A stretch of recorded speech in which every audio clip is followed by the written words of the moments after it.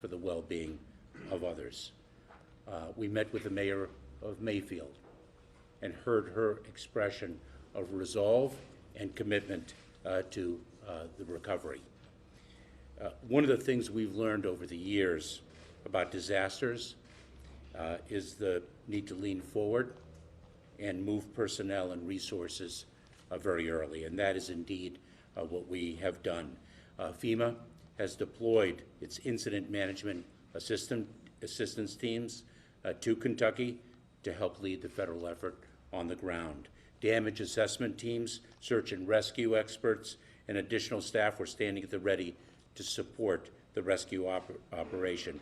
FEMA is helping deliver food, water, shelter, power, and all necessary aid to local communities.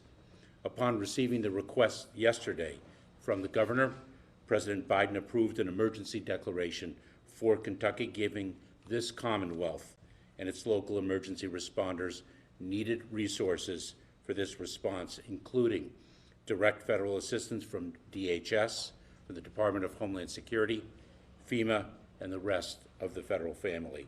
As the President told the country yesterday, whatever is needed here in Kentucky and across any community affected by this tragic event, the federal government will do everything we can, everything in our power to help.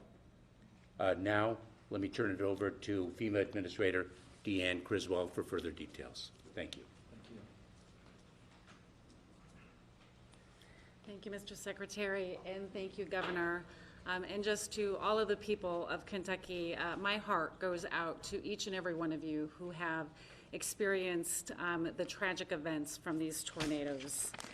As you heard from the governor, you had an outpouring of support that has come in from other communities, but I want you to know that the nation, your country, is praying with you. They're praying with you today for your speedy recovery and for all the tragedy that you have endured. I'd also like to recognize those first responders, the heroic efforts that they put forth over the last 40 hours since this tornado struck are just incredible. Going out there, not knowing maybe what their families were going through or their homes, and making sure that they're taking care of their communities. Our first responders across this nation are always amazing to me at how they are so available and go out and put themselves in harm's way to make sure that others can be safe. And so, from the bottom of my heart, thank you very much. And then the neighbors. We've also heard incredible stories of neighbors helping neighbors, neighbors rescuing people from rubble. You're also first responders, and thank you so much for all of the effort that you put in to make sure that your neighbors are safe. We did have an opportunity today to be able to visit a couple of areas that have been impacted. We were able to tour Graves County and Marshall County, as well as visit the candle factory. And as you heard the governor say, me, myself, and the rest of the nation, we've been watching this. We've been seeing the pictures of this. But standing there, standing in these communities, you don't get that feeling from a picture. When you stand in one direction and look and see all of the devastation, and then just turn to your right and all of the devastation around you, you can't understand how this has impacted these communities until you're there, which is why it's so important to be here, to see it for myself, so we can make sure that we're providing the right level of assistance to help with your response and your ongoing recovery. We had the opportunity just a few moments ago to hear from the county executives, where the governor brought them together to hear the impacts that they're having and some of their shortfalls. The things that we heard are housing. You've heard that before, that housing is going to be a tremendous need as we continue to go forward. Power, water, fuel, all of these things to help the community start their rebuilding process. Because housing, we know, is going to be such a tremendous need, we are sending in one of our housing experts that will be here tomorrow to begin the strategy for how we're going to be able to help with the long-term housing needs and the recovery of these communities. Part of that is we also did receive a request from the governor just moments ago too for a major disaster declaration. As you heard, the President approved an emergency declaration yesterday, which allowed us to really move resources in quickly to start with those initial response efforts. But the major disaster declaration is going to begin to help individuals. You can go to disasterassistance.gov and you can find the type of assistance that will be available once the declaration is approved. It's also going to allow us to help with the long-term repair of all of the critical infrastructure that's been damaged by this storm. Again, go to disasterassistance.gov and you can find out more information about what will be available. We also know that the communications are bad, and you're not going to be able to perhaps access some of the sites that we send you to or make phone calls. So we're going to send teams into the field. We call them disaster survivor assistance teams. So if you see somebody walking around with a FEMA shirt, a FEMA jacket on, and you have a question, pull them aside. They're going to be able to look it up. They're going to have iPads with them. They can find information. They can help you register for assistance if you need to. They should be on the ground starting tomorrow and going into those communities that have been the most impacted. And just to close, FEMA is just one part of the team. This disaster declaration is going to allow us to bring the entire federal family together to provide the much needed support that you're going to have for today and for the duration of the recovery. And Governor, you have my commitment to make sure that we're giving you everything that you need to help with this long recovery that you're going to be faced with. Thank you. I want to thank the Secretary and the Administrator. This is the fastest emergency declaration that I've ever heard of. And they had resources on the way even before it was processed. It's everything that we could request. It also reminded me of our police chief here, who's doing a great job in Mayfield, having to survey his own officers today to see whose homes were standing and who needed help. Can you imagine that, working 2 straight days to help people when your home isn't even standing? That's what we've got people doing. I also meant earlier, we have lots of thanks out there. I do want to thank AT&T, which specifically got 2 communities, Dawson Springs and Benton, their cell phones back up. They were having trouble communicating even with each other and emergency personnel. We appreciate the second one just came up online. Next, I want to introduce Michael Dossett. He is our Director of Kentucky Emergency Management. Thank you, Governor. So just a few brief comments. First of all, again, our hearts go out to you and to the families of those who have been lost.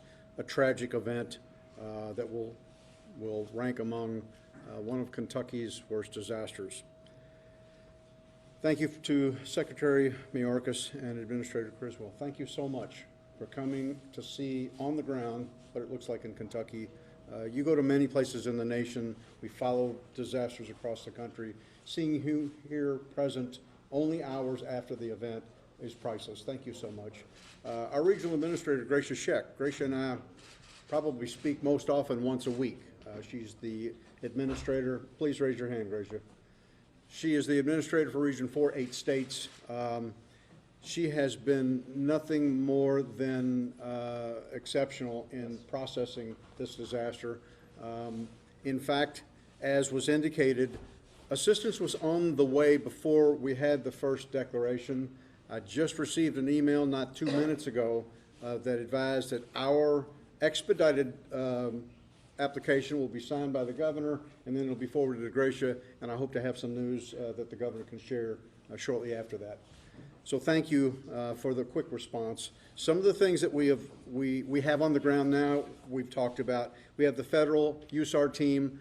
That is the major search and rescue team. We've requested several more to assist in other areas of our impacted counties. And that's in the works. The IMAT team, this is the overhead team that manages the disaster with us.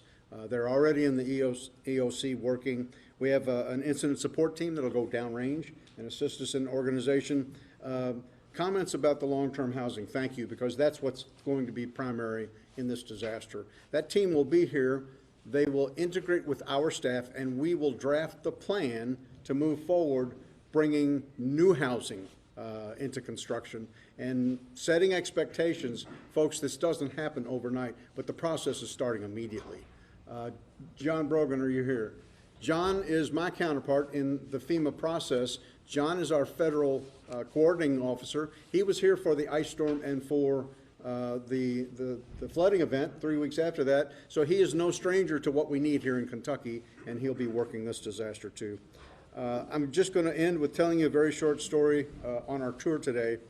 We met with a lady by the name of Jenna Adams, who is a council person for the mayor, and she was so significant in speaking about what Kentuckians do with other Kentuckians.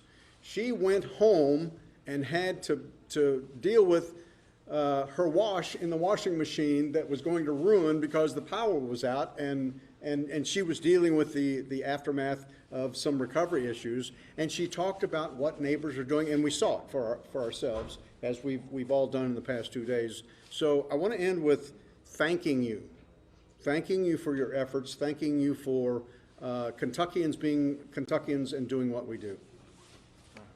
Thank you.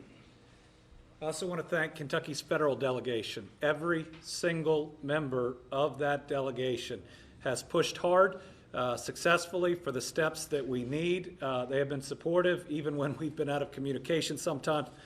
We have the congressman from this very region, and I know has been right here with all our people, and that's Congressman James Comer.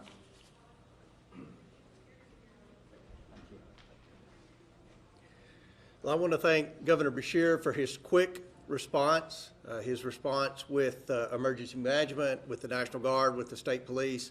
I want to thank Secretary Maracas and the FEMA director for coming here immediately. This is going to be an effort that's going to take local, state, and federal cooperation, and we're going to have it. We've pledged that. We had a meeting prior to this press conference with the local elected officials in the counties most adversely affected in West Kentucky. We've already spoken about the immediate needs of power, of water restoration, getting utilities back, communications back. I think everyone's going to be working together. This isn't going to happen overnight. This is going to be a very long process. But in speaking with every local resident in this community and the other communities adversely affected, they all will quickly say, we're going to rebuild, we're going to come back. And that's what you have here in this part of Kentucky, in West Kentucky. People that have a sense of community pride, they want to rebuild, and we're going to be there cooperating on the state, federal, and of course the local level. So thank you. Thank you.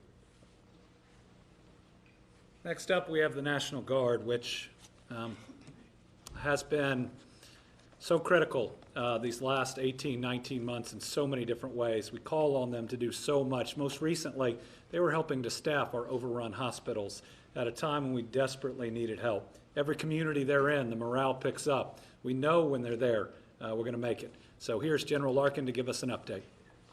General. Thank you, sir. Currently, the Kentucky National Guard has slightly over, as the governor mentioned, 300 soldiers and airmen on duty. We're operating in 9 Kentucky counties, 106 of which are here in Graves County. We are performing missions in law enforcement augmentation, search and rescue, route clearance, and providing air support and airlift. We continue to anticipate the needs, and we continue to process requests through the Kentucky Operations Center. As always, we are proud to serve the Commonwealth, and we fight as Kentuckians. Thank you. Finally, we got a real special person. First person I gave a hug to when I got on scene. Mayor here in Mayfield is Kathy Onan. And when I first got to talk to her, since this has happened, we were standing outside of that candle factory. These are all our people, but these are neighbors of hers that she serves every day. Mayor, we're with you, and we love you. Mayor Onan. Thank you so much, Governor. As the mayor of this tightly knit, small western Kentucky town, one of the greatest honors I have is watching the first responders all over the county as they run 2 disasters. 40 hours after the greatest disaster to ever hit Kentucky, and especially my hometown, I know because they're here standing behind me that my state government and my federal government are running toward that disaster with us. They came to us. I didn't call them, they called me. And that shows me how miraculous of a situation exists in the Commonwealth and within our federal government. When the sun rose over western Kentucky in Mayfield, the morning after this horrid disaster, I walked out of the fire station of our city government complex. Our city hall was destroyed. Our fire station was destroyed. I don't think there's a pane of glass in any vehicle or property that the city owns that isn't shattered. And as I walked out, I looked across the street to a bank where there was so much rubble. I looked over the city, and I've said it before, it looked like matchsticks. And I did cry. I've tried not to cry a lot, but I did cry. I had to have a moment. And I looked across, and in the rubble of that bank, I saw the flag of the United States that had just recently flown at that fire station. So I walked across the street, and I moved bricks aside, and I took that flag. And standing just over to the right of me were two of our first responders. And I went to them and handed it to them, and immediately those two men began to fold it with the most respect. They'd been up all night. They were tired. They were dirty. And they began to fold it as gently and as beautifully as I have ever seen. I've had that flag with me in my possession. It is safely at my home. And it will always hold a place of respect on that city government complex, however it may look in the future. And it will be there. But I know that in the future we will raise another flag which represents everything that's happened here, all the efforts of everyone. And I look forward to that day when we raise that flag of hope and security over that fire station once again. I want to thank the media also. You guys probably don't hear that very much. I want to thank you because you're telling our story. I guess every mayor feels the same way, but we are special here. We are tightly knit, as I said at the beginning, and we may squabble and disagree, but this is what we do. We come together and we work to build. Thank you so much for building with us. Thank you. Yes, sir. Okay to take some questions? All right. We'll open it up to questions. Just let us know who your question is for. Governor, to search and rescue folks, can you tell us whether anybody has been pulled out of the candle factory alive since yesterday's press conference? And if so, what were the circumstances? So we're still getting information in on the candle factory. The owner has been in contact and believes he has some different information. We are trying to verify it. If so, it may be a better situation and the miracle we were hoping for. But since 3:30 yesterday, we haven't made another live rescue. Governor, can you give us some hard numbers, anything, a number of people that were in the factory that are missing, the number of people who have been rescued, the number of people, anything? So the numbers that we had that we were talking about yesterday are still the numbers that we have. Again, the company right now says it has different information, but until we can verify it, we're still where we were yesterday. Can you tell us what that was? We're running down that information. There were 110 or so people within the facility. Originally, there were 40 rescues, and then they're still trying to make contact with different individuals to determine exactly how bad it is. I am praying that maybe original estimates of those we've lost were wrong. If so, it's going to be pretty wonderful, but it's way too early. Is there an estimate in terms of size of damage, number of homes, businesses in Mayfield or beyond? Well, we're going to have over 1,000 homes that are just gone, and that assessment is going to take some time. But I don't think we'll have seen damage at this scale ever. Yeah. I just talked to some folks who can't get their medicine, their home is a pile of rubble. What should I tell those Are they here in Graves County? They're here in Graves County. All right, do we have some of our Graves County responders? Medicine and all, we're sending people. I believe they're setting up at the Grace County Fairgrounds. Yes. FedEx, Right. especially people who So, order their medication. so we're dropping water at the fairgrounds here. We're having all the packages now delivered there from different groups. Michael? Governor, there's a mobile pharmacy on the way to assist. And there's a mobile pharmacy on the way to assist. One more question. Sure. for you. As we look ahead to rebuilding, I know that's, right now you're just trying to still save lives and assess everything, but will you look to rebuild in a way that makes sure that there are more safety structures in place in the event that more tornadoes?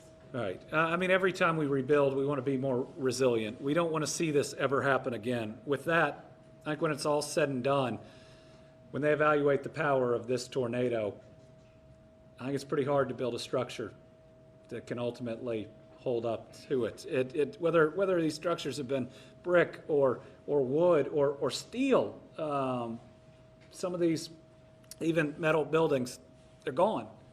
When this tornado hit, it didn't take a roof off, which is what we've seen in the past. It exploded the whole house. People, animals, the rest just gone. So yes, we need to rebuild and be more resilient.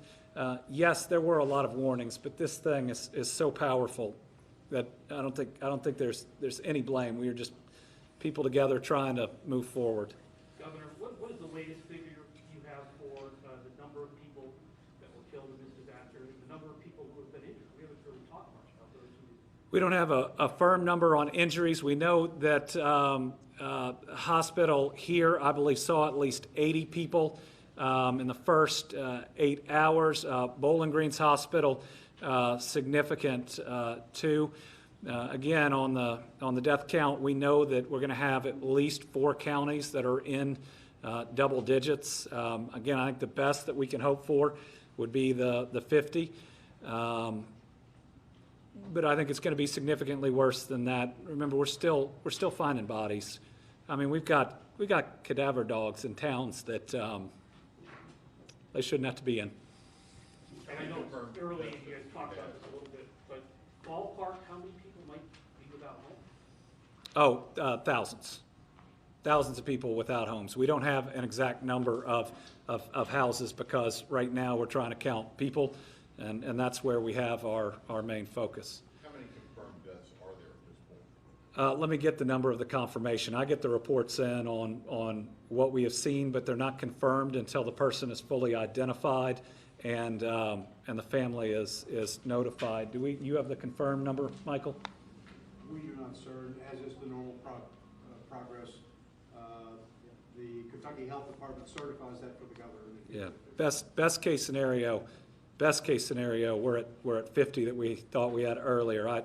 I'm not optimistic for the best case scenario, but I'm certainly going to hope for it. I know we're over 10 in Warren County. We're over 10 and growing in Hopkins County. We have significant loss here. We're over 10 in Muhlenberg, in a town, 100 and something people. I think we're at 3 to 5 in Caldwell. And so, those numbers are going to continue to grow as we're able to go house to house and home to home. Governor, you and I, we know what Kentucky's about, we're from here, but to see the attention that the state has gotten on a global scale from this, what do you hope people take away from seeing Kentucky in the news and the resiliency of our people here? Well, first, we're grateful for the outpouring of support, of attention, of prayers from this country and from the world. It's all we could ask for, and it's just pure love, one country united, worried about us. What I hope they see is that we also love one another. We are good people that care about one another. We open our homes, we open our businesses. As people get power on, they're reaching out to everybody else to invite them in. The number of emergency responders or just volunteers, my dad's from Dawson Springs, not far from Madisonville, and the number of volunteers when I was there yesterday from Madisonville is truly special. So I hope they see a state that cares about one another, that's willing to grieve with one another too, but is strong enough to rebuild. Governor, do you have any idea when some of the families of the factory workers will be getting some answers? We've talked to dozens who say Yeah. they've turned over identified arms and names. Well, the process, and it's not a process I agree with, is that the families are notified after an individual is fully identified there by the coroner or others. I think as we see more events like this, we just need to be more upfront about the possibilities for those families, for each of them. I'm really sorry. You're not supposed to lose people the way we've lost them in the last 2 years. You're not supposed to lose people like this and to not know and to not have the information. It's got to make it that much harder.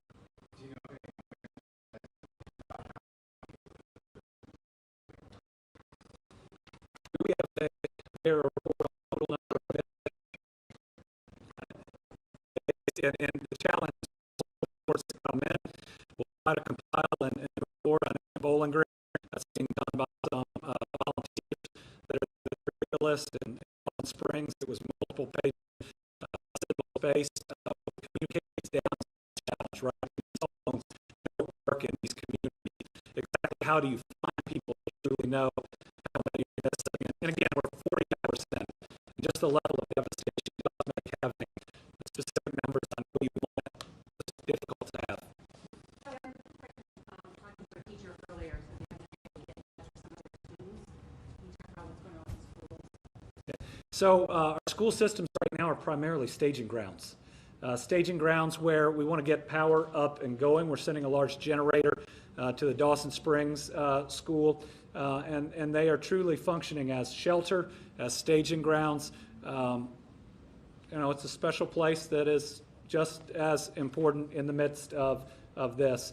I know in these communities without power, obviously we won't have school tomorrow, and that word is going to be getting out there. I just had one thing, I'm sorry to Sure. interrupt you. To answer the previous question, if families are still seeking information about loved ones they are missing, they can go to His House Ministries here in Mayfield. Okay, His House Ministries here in Mayfield for those people we're trying to find. It's going to take time to get the school systems back up and functional, and in some areas I think it's going to happen faster than others. We talk about 18 counties. We've got some that are primarily intact but need power, need phone service, and we'll want to be back in school as quickly as we can get that. For others, like here and like Dawson, it's going to take some more time. Yeah. You had mentioned yesterday a little bit about this, but do you have any more insight into the employees that were in the candle factory when the tornado hit? Were some given the option to leave? What was communicated to them about what options they had in terms of leaving or staying? Right now, I'm unaware of what was communicated to the individuals in the factory. I do know, based on accounts of those who have gotten out, and then also where we found people who haven't, that it appears most were sheltering in the place that they were told to shelter. We've heard some accounts, or I have, of moving to that area. I hope that area was as safe as it could be, but this thing got hit directly by the strongest tornado we could have possibly imagined. Were they sheltering in the same place? Well, there is a portion that I believe that they are trained to go to, and we do think many people, maybe even most people, were able to get to that point. But again, this is information coming from some who made it out. From what we see there, we'll learn more on that as the days go forward. Our operation right now is recovery. Governor, what can you tell us just on your initial reaction of being in Princeton and being in Dawson Springs, two places that are special to you? I'm emotional after 2 days. This is a place that, Dawson's a place where I'd go and I'd sit on my grandparents' front porch about 2 weeks a year, one at Christmas and one at the barbecue festival. They'd all sing. They tell me not to sing. In that same porch I went to check on their house. And their house is still there, but 1 block up and left or right is just gone, just flattened. And again, for folks that can only see the image, you stand in the midst of this and everything you see, everything, right, left, forward, backwards, is gone. And you can see for maybe even miles, that you previously couldn't. And so it hurts, but I know it doesn't hurt me nearly as much as the people who live here and they know whose house that is that's not there anymore. So electricity is coming on in some places faster than others. It depends on the damage. I know Marshall County is coming up a little bit faster. Here in Graves County, it's a work in progress. It really ends up depending on how many lines are down, how significantly. It appears that work is really moving.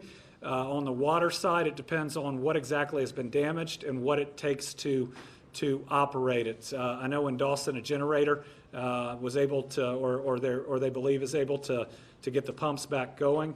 Again, in Marshall County, I think water is being restored. Again, it's community by community and what it's going to take. Even if you can't confirm numbers, can you confirm that last night into today, you said there hasn't been a rescue since Saturday at 3:30. Have more bodies been pulled, recovery bodies? You just cannot say how many last night and today. I think we are still trying to get the most accurate information.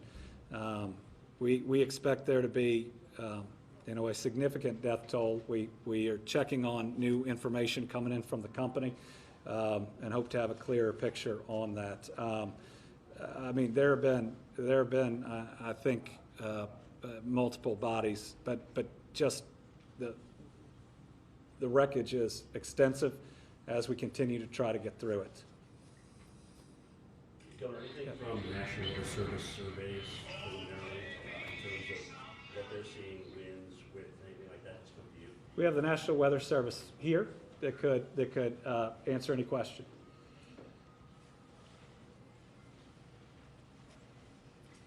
Good afternoon. My name is Christine Welgus. I'm the Warning Coordination Meteorologist at the National Weather Service in Paducah, Kentucky. And we have Mr. Steve Eddy, who is our meteorologist in charge at the National Weather Service in Paducah. And for the last 2 days, we have had several teams out surveying the damage. Of course, as you all know, it spans a good number of miles, so there's a lot of ground to cover.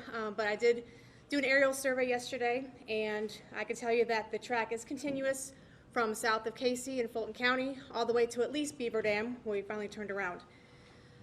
So the damage that we have surveyed so far indicates that the rating is at least an EF3. However, we have world-renowned experts who are on the surveys right now, and also experts within the National Weather Service that are looking at the data, and will be looking at possibly upgrading that rating as well. On behalf of the National Weather Service, our hearts go out to each and every person that has been affected by this tornado. It not only affects us here locally at our offices, but across the entire Weather Service, where we've had numerous people come to us and say how deeply sorry they are for everything that's happened here. But as we get more information, we will definitely release that to you. We have lots of surveys to continue to do over the next couple of days, and a lot of work to do still. Is that EF3 for Mayfield? Or which part of the county that you? That's the highest rating that we found along the entire track in our area. Our area serves parts, EF3, graded through. Right. And there are locations along the path, Casey, Dawson Springs, Earlington, Bremen, that are definitely harder hit areas. How long is that path, miles? We have not figured out that because the survey has not been completed. As you go south into Tennessee, that's another Weather Service office that is covering that. And then you go east of Muhlenberg County, and the National Weather Service in Louisville covers everywhere east of Muhlenberg County. So again, there's surveys ongoing for the last couple of days, and we still have to figure out exactly how long the path is. Great. We'll just take one more, and we'd say that I think it's at least a 3, and look around. I'm not a meteorologist, but I expect we'll find it's much more severe. So, yeah. Question. I know obviously this is historic for Kentucky, but are you concerned that this kind of extreme weather could be the new normal and that this is a reflection of climate change? Yeah, right now, I can't process whether this is a new normal or not. We're just trying to identify the dead, locate the living, reunite families, try to give people a place to stay and something to eat, get them their medicine, meet their needs. All the rest of it over time talk about. And what I'd say is please just focus on our people and the help that they need and they deserve. As we get more information, as we get concrete numbers, we will be transparent about them. We will get them to you as soon as we can. Please understand we're 40 hours in the midst of rubble, but we're tough people. We got a ton of help. Thank you to the federal government. We could not ask for a stronger response. Thank you to our federal delegation. We're going to get through it, and we're going to get through it together. All right. What was the dollar amount again that was raised last day? They can get you the